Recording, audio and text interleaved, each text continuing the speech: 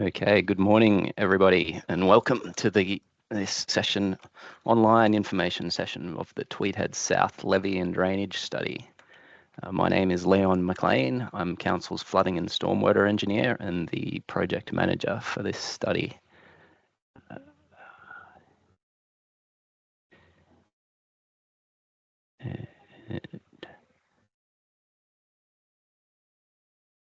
All right, I've got a bit of ground to cover today.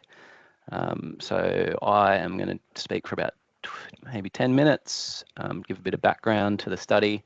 Then I'm going to hand over to David Tetley from Catchment Simulation Solutions to deliver the main component of the session this morning. And then we should have, if everything's running on time, we should have about 20 minutes at the end for questions and answers. We are recording this and it will be uploaded to our website for anyone who wasn't able to make this session or one of the face-to-face sessions.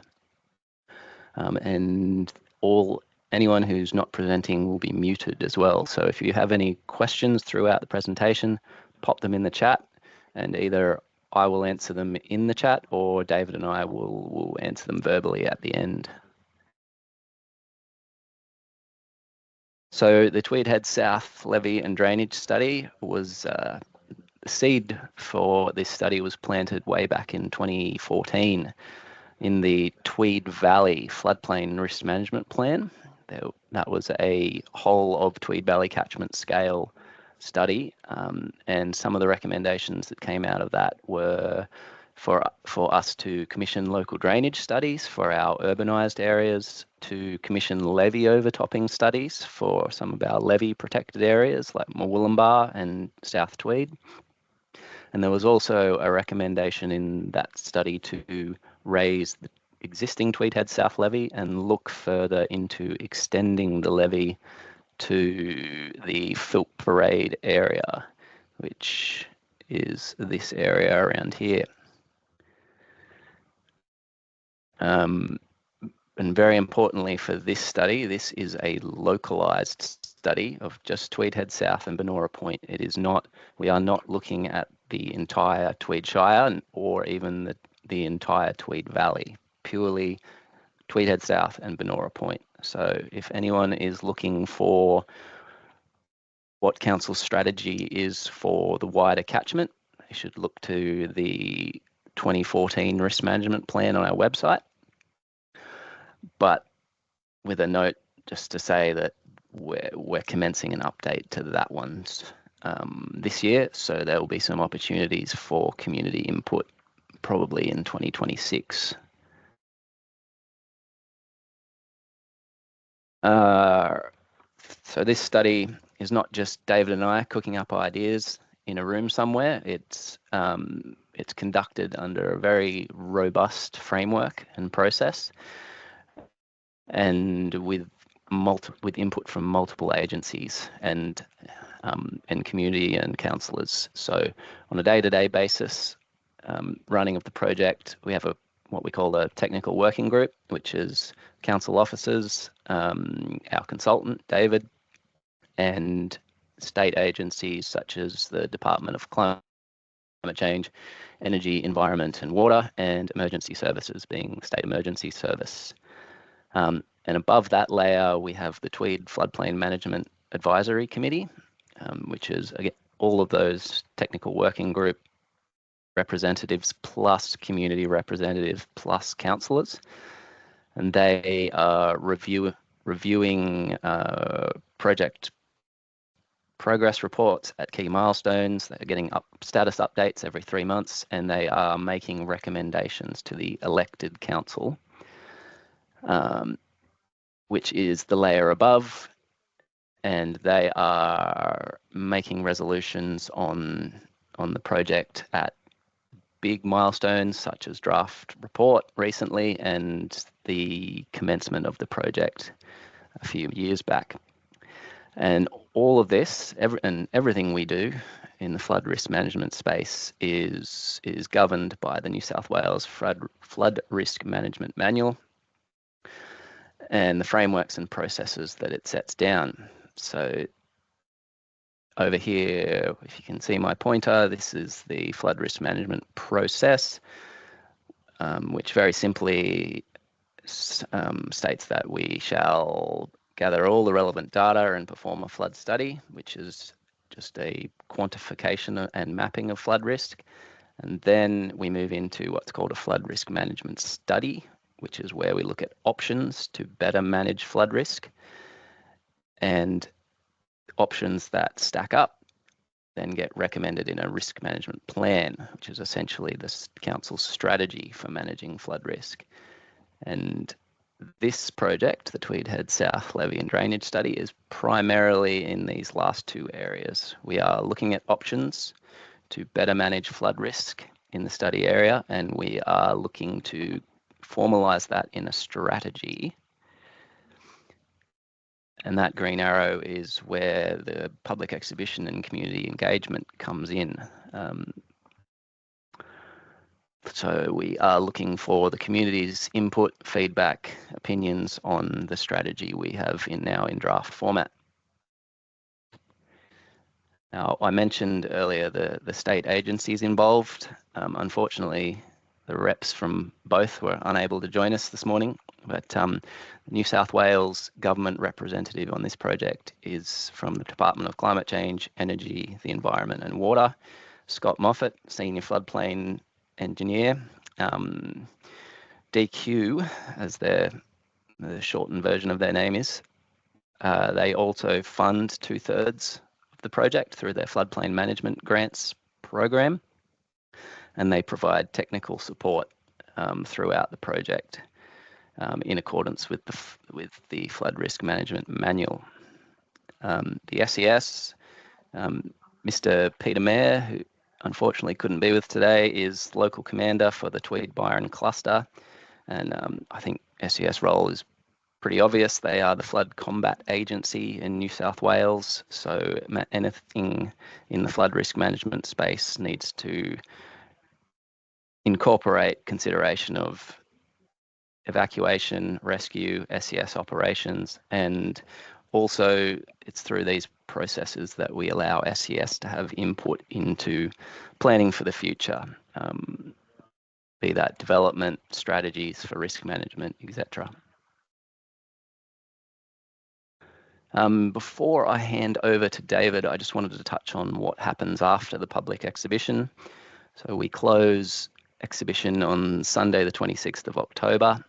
From there, we will collate and review all the feedback we've received and make a collective decision as to what amendments to the study are required. We will perform any additional work that's needed, and a final report will be compiled.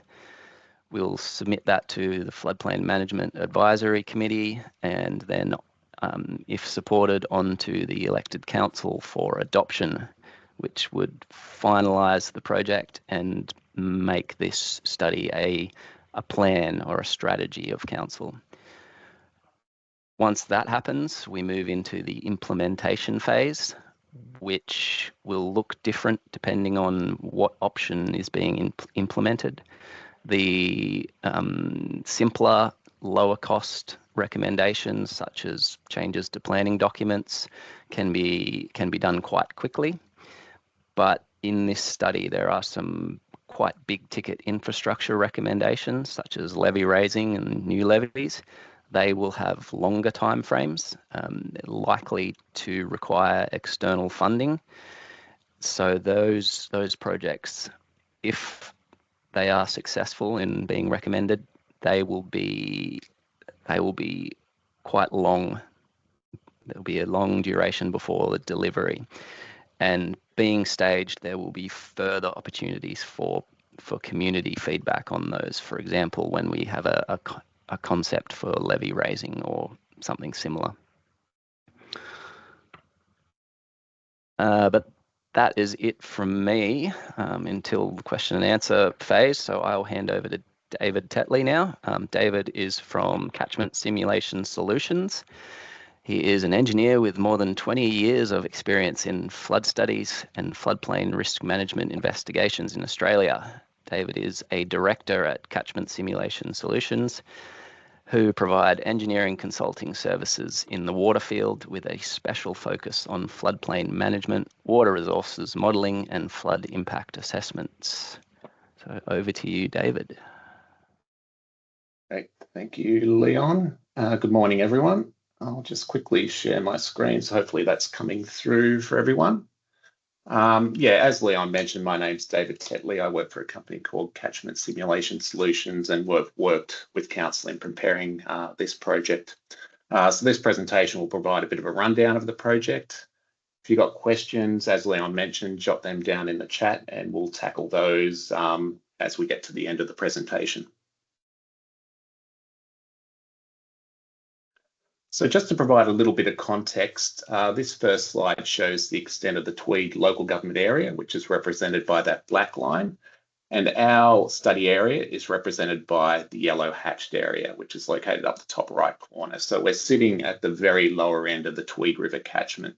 And if we zoom in a little closer on that area, the actual study area is enclosed by this red polygon. It covers about 14.8 square kilometres and includes Tweed Head South up the top and Benora Point below that. And you might be able to see we've got water bodies on 3 sides of that study area. So that includes the Tweed River over on the right-hand side, Yukaraba Passage and Terranora Creek up the top, and Terranora Broadwater on the left-hand side. And there's potential for flooding from each of those watercourses when there's heavy rainfall within the broader Tweed River catchment. But on top of that, you might be able to see a series of blue lines within the study area, and they show the location of drainage gullies, creeks, that carry water from local catchment runoff. So when there's rainfall that's focused in on the study area, there is also potential for flooding when each of those waterways overtop their banks. And on top of that, there's also potential for what we refer to as stormwater or local overland flooding, which can occur away from those formal watercourses. So there's a range of different flooding mechanisms that can potentially impact this study area, and where we're targeting all of those as part of this study. Here are just a few examples of some flooding photos that were captured across various parts of the study area. All of these were captured in the June 2005 event, but obviously there were significant events in 2017 and 2022 as well. So top left, we've got Twin Town Juniors on the corner of Fraser Drive and Leisure Drive. Below that, we've got the intersection of Minjumble Drive and Kirkwood Road. Top right is Machinery Drive, and below that, we've got Minjumble Drive at Rivendell Drive.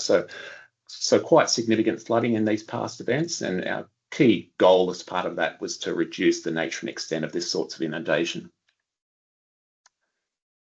So there were 2 main goals as part of this project. The first was better understanding the flood risk, and that includes the flood risk from riverine or Tweed River flooding, as well as flooding from local catchment runoff. So that included flooding from the various creeks, as well as stormwater or overland inundation. And riverine flooding has been assessed as part of previous flood studies, but this was the first time that a detailed assessment of local catchment runoff could be completed, so we could get a more comprehensive risk assessment of all those different flooding mechanisms that can impact the study area.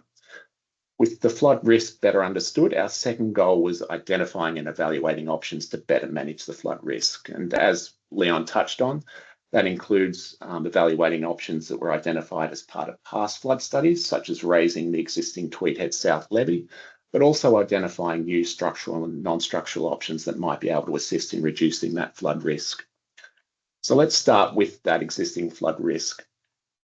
And a key tool that we used for understanding that flood risk was through the development of new computer flood models that we used to simulate flood behaviour. But to ensure those flood models were providing reliable representations of flooding, they were validated against information that was provided by the community for the 2005, 2017 and 2022 floods. And I've got an example of some of the validation outcomes at the bottom end of this screen. And we've actually got a flood photo that was provided by the community. This is actually Rivendell Drive during the 2022 event, and it's showing water covering the roadway, but you can see a thin patch of grass over here adjoining the building. On the right-hand side, we've got an example of our computer model outputs from those same events with the different colours here corresponding to different water depths. So in this case, that photo was captured looking southwest. And again, you can see that patch of grass located between the edge of the building and the inundation extent, which is the yellow aqua here. So it shows that the model's providing a pretty good reproduction of the inundation that we can see in this photo. And this was completed at around 20 locations at various spots around the study area. It was also supplemented with gauge records at stream water level gauges. We then took those validated models and used them to simulate a range of what we refer to as design floods. So design floods are floods that are expressed by their chance of occurring in any one year. So for example, the 1% annual exceedance probability flood has a 1% or a 1 in 100 chance of occurring in any one year. So we ran a range of design events from quite small events through to quite large events so we could understand how that flood risk evolves as the floods get bigger and bigger and bigger. With those simulations complete, we could extract the results and use it to prepare a range of flood mapping. And I'll show an example of some flood mapping on the next slide. But we could also use the results to understand the impact of flooding on the community. And that included a flood damages assessment, so we could understand the economic impact of flooding on the community, as well as information on road inundation. So how much time is available before those roads get wet and how long would they remain underwater for? So this is an example of a floodwater depth map. So this is a 5% annual exceedance probability or 1 in 20 chance per year flood, so a more frequent event. And again, the different colours represent the different water depths. So aqua colours indicating shallower water, less than 30 centimetres. Once we get up around the greens and yellows, you're looking at around 1 metre of water. And once we hit the red, that's more than 2 metres of water. So in a flood of this size, most of the deeper water is where we want it in the main channels. But we start to see a lot of inundation of local roads, particularly across sort of this commercial area of Tweed Head South, but also residential areas in the north. We do see quite a bit of inundation across the Twin Towns Golf Club over here, but all in all, it's not looking too bad. And that's largely driven by the fact that the existing Tweed Heads levee affords protection during these more frequent events. But when we shift our focus to a more severe flood, so a 1% AEP flood, that levee is overtopped and we see quite a significant amount of inundation across the northern parts of Tweed Head South. So green and yellow colours indicating about 1 metre of water through there. That also stretches along Minjumble Drive and the commercial industrial properties here. Benora Point fares a little better, but we're still seeing a lot of inundation of roads, so access issues in and out. So again, if I just flip back and forward, 5%, 1%, you do see that once we hit those bigger events, the flood risk does increase significantly. And that brings us to flood risk management options. And when we're talking flood risk management options, we generally group those into flood modification options, property modification options, and response modification options.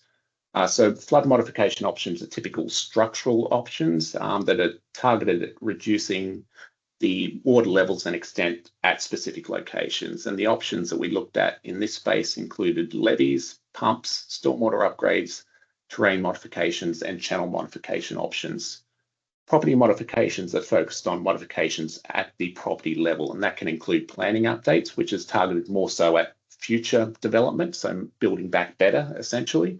But also we looked at voluntary house raising and voluntary house purchase. Response modification options are options that target the way in which emergency services, so the SES, for example, as well as the broader community responds before, during and after a flood.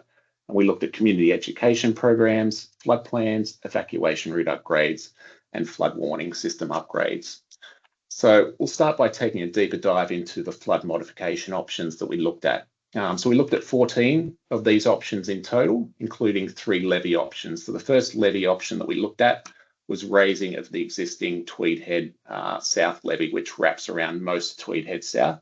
And that would look at raising the levee crest elevation by between 0.5 metre and 0.8 of a metre to afford a bit more protection during those bigger Tweed River floods. The second levee option was installation of a new levee alongside Filth Parade, so to afford protection to this northwest quadrant of Tweed Head South. And in this case, the levee would be about 1 metre high. And the final levee option, it's a bit difficult to see, but it's way down in this little area, and it just plugs an area of lower lying land at the end of Shallow Bay Drive to afford protection to these residential properties over here. We looked at two different pump upgrade options. So the first one was installation of a pump adjacent to Minjumble Drive to assist in better draining this Kirkwood Road, Minjumble Drive area. And the second pump option was installation of a new pump in Suda Park adjacent to Dry Dock Road to assist in draining water from this residential area. 4 different stormwater upgrades that were investigated. The first one looked at stormwater upgrades along Minjumble Drive south of Kirkwood Road. The second one looked at the southern part of Minjumble Drive in conjunction with Shallow Bay Drive. The third one, which is a bit difficult to see, but it's down in Benora Point, centred around a common and avenue, and that was focusing in on an overland flooding problem we identified in that area. And the final stormwater upgrade looks at upgrading the stormwater system around the Minjumble Drive roundabout here. And that came on the back of our flood modelling, as well as feedback from the local SES unit, which indicated that that roundabout went under quite frequently. And it's an important link between Minjumble Drive and the Pacific Highway, so an important evacuation route. There was one terrain modification option, which involved lowering the existing ground levels across the Twin Towns Golf Club to provide a bit of additional flood storage volume and trying to improve the situation in this area. And there were 2 channel upgrade options. So the first one looked at widening the existing channel that runs alongside Minjumble Drive, again targeting inundation around that Kirkwood Road Minjumble Drive area. And the second and final option that we looked at was dredging of the Tweed River. So focusing in on those yellow areas where it's a little shallower. So making the river deeper in those areas to provide a bit of additional flow carrying capacity. And those are all of the structural options on the one slide. You can see we are very heavily focused on this section of Tweed Head South, which we did identify as having the highest risk. But we do also have a scattering of options across Benora Point, as well as the northwest section of Tweed Head South. And all of those flood modification options were evaluated against a range of different criteria, and that included the hydraulic impact. So how effective are these options at reducing existing flood levels and extents?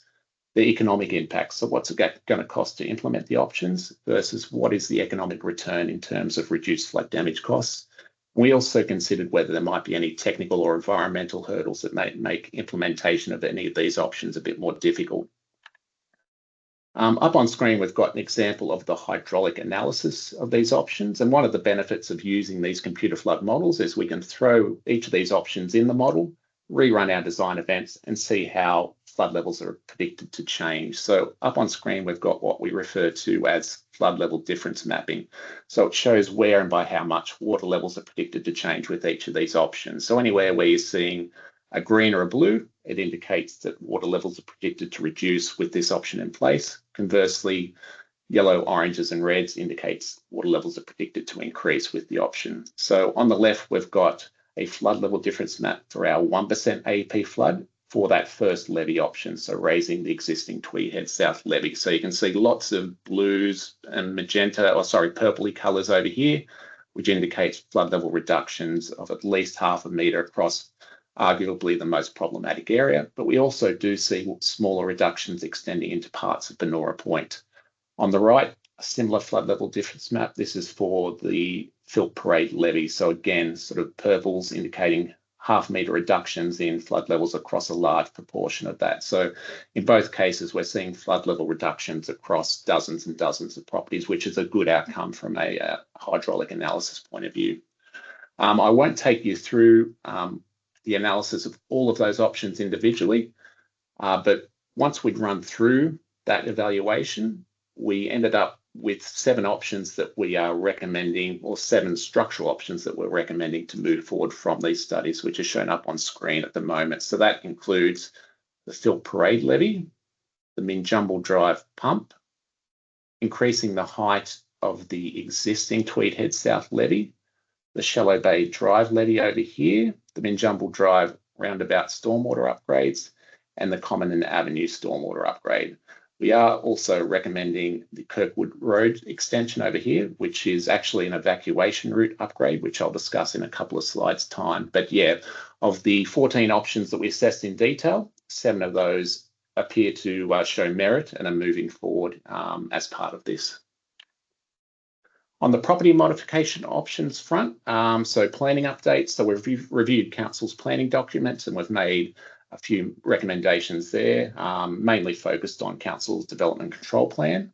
And we've also made a few suggestions on how future development can occur to make the area a bit more flood resilient. So progressive filling of low-lying land, and longer term bringing the road and the stormwater system up with it to make it a little higher and reduce the frequency of inundation. We did also explore voluntary house purchase and voluntary house raising, but we found that no properties would fit the eligibility criteria for those. So no recommendations for house purchase or house raising as part of the project. And finally, the response modification options. So we've made a few recommendations around community education activities, floodplain. So there's a lot of new and more detailed flood information that we've produced as part of this project. So that provides an opportunity for the SES to take that information on board and drive that flood intelligence back into the SES local flood plan to provide improved emergency response planning. We're also suggesting that households and businesses prepare their own private flood plans, which will set out processes or procedures to follow before, during, and after a flood to reduce property damage and the risk to life. We looked at 3 different evacuation route upgrades. So the Kirkwood Road extension, I mentioned a couple of slides back. So that will involve running Kirkwood Road between Fraser Drive and the Pacific Motorway to provide an additional evacuation opportunity for that northwest section of Tweed Head South. We also looked at road raising in the industrial area off Minjumble Drive, as well as Fraser Drive road raising, but neither of those turned out to be particularly favourable, so they're not recommended. And finally, we've made some recommendations around upgrades to the flood warning system and specifically including Tweed Heads and Tweed Head South as an additional flood forecast location. That brings us to the draft report. So all of the work that's been completed as part of this project has been drawn together into a draft report. It comprises 2 volumes. So volume 1 contains the report text and appendices. It explains how we did everything, including the outcomes of the options evaluation. And it's supported by volume 2, which contains all the figures and flood maps that have been generated as part of the project. And as you're most likely aware, that draft report is now on public exhibition. So Leon mentioned that the public exhibition will run from the 8th of September through to the 26th of October of this year. As part of that exhibition process, we'll be running some drop-in information sessions for the community, which will provide you with an opportunity to come in and ask questions of myself and council representatives, raise any concerns that you might have. So the first of those sessions will be held at the Benora Point Community Centre. So that'll happen on the 1st of October between 1:30 and 3:30 in the afternoon. The second one will also be held on the 1st of October at the Tweed Head South Community Services Building, and that'll run from 5:30 to 7:30 in the evening. And the final session will be held at the Pacific Coast Christian School at Tweed Head South, and that's specifically focusing on that Filth Parade area and the properties that would benefit by that proposed Filth Parade levy. That will run on the 14th of October between 4 and 7 p.m.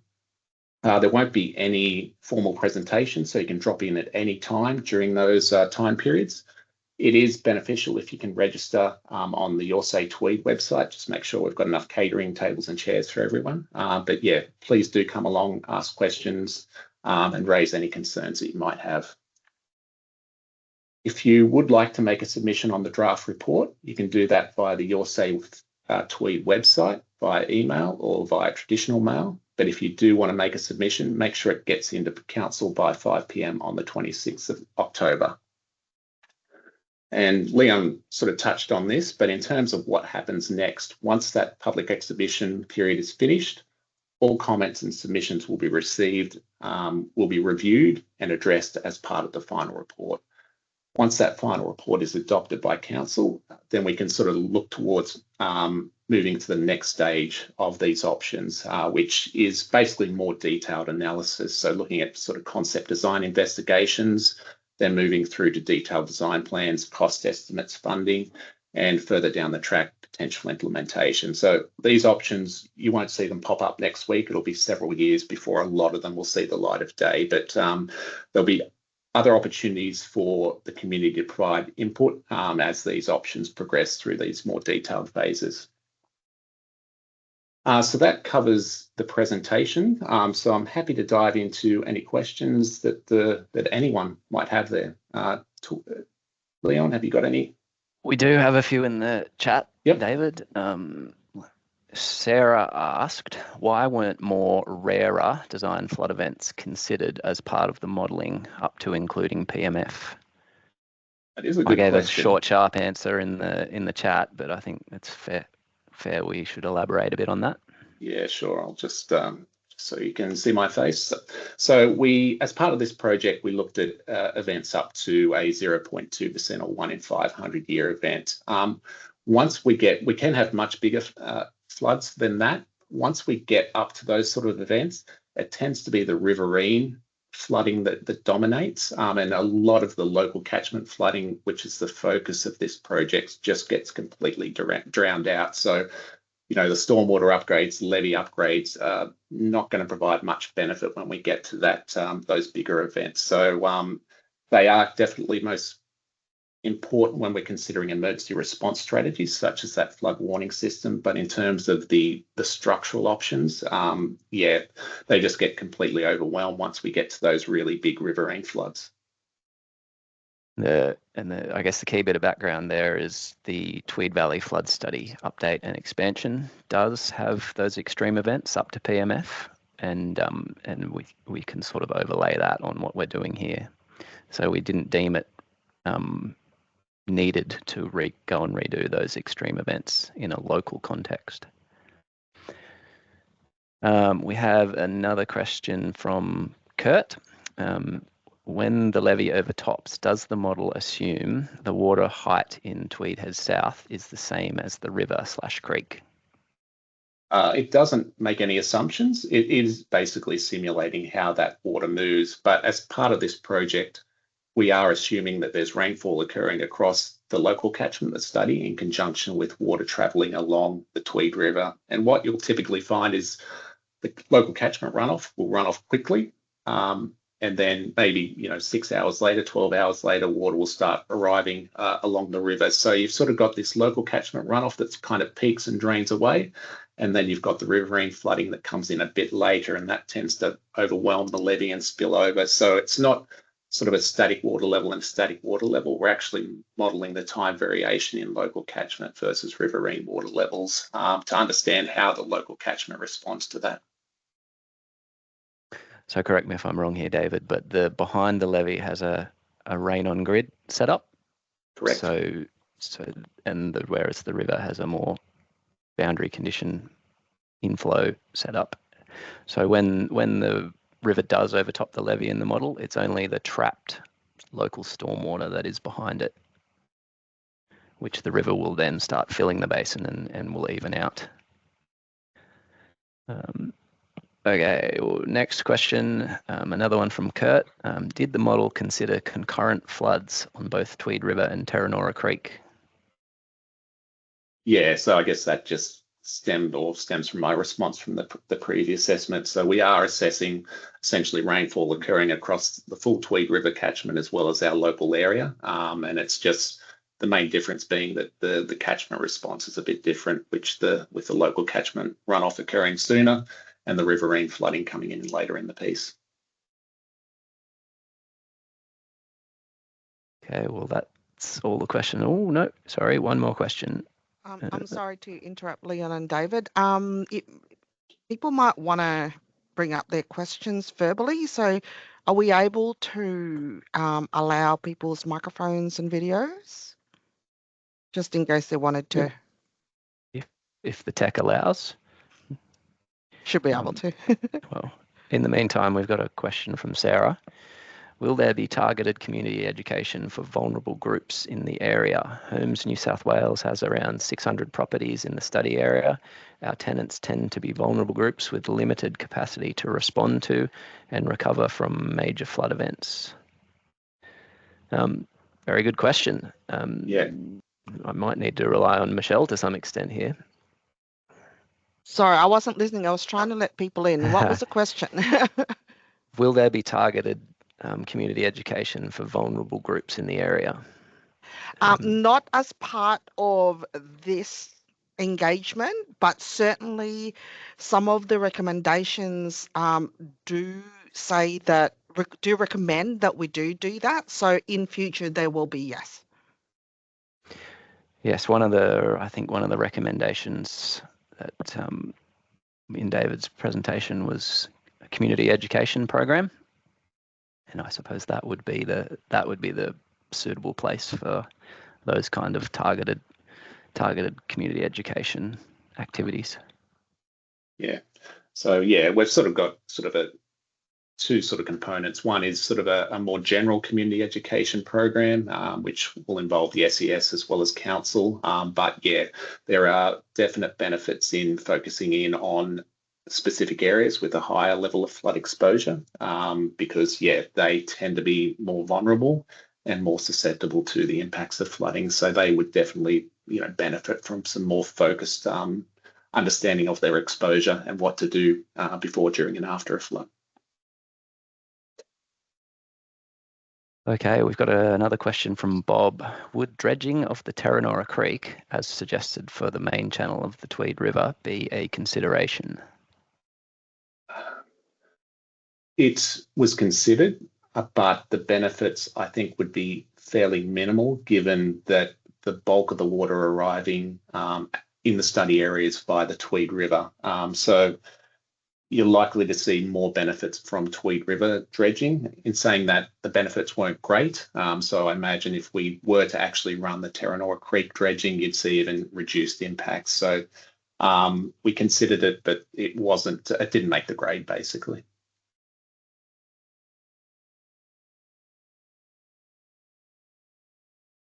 At least for now, that takes us to all the questions in the chat. If anyone has further questions, please either lob them into the chat or put your hand up. Here's one from Kurt. Did you consider storm surge?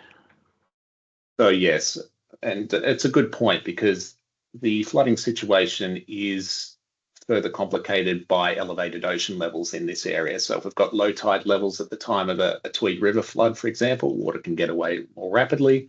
If we've got elevated water levels, which can occur when you've got a low pressure system sitting off the coast, it tends to reduce the ability of water to go out.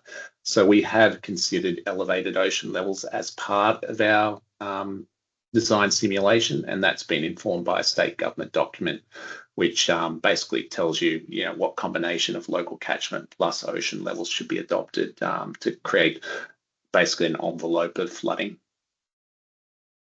That's probably a good segue to a key point, at least in my mind, for the Tweed Heads area. So in the last 10 years, we've had some pretty major floods in the Tweed, being 2017 and 2022, which have broken plenty of records, particularly upstream. But in Tweed Heads, the flood of record is still 1954. And that's because the 1954 flood event had a larger ocean storm surge attached to it than the recent events. So I speculate that there may be some fairly widespread complacency in Tweed Heads, because if you've lived there for the last 30 years, and if you're assuming that the 2017 and 2022 floods were quite substantial in the flood of record, you would be wrong. The 1954 event was somewhere between 400 and 600 millimeters higher than the 2022 flood peak. And add to that, with climate change, the sea levels are rising, so that flood risk in the Tweed Heads area is just slowly creeping up every year.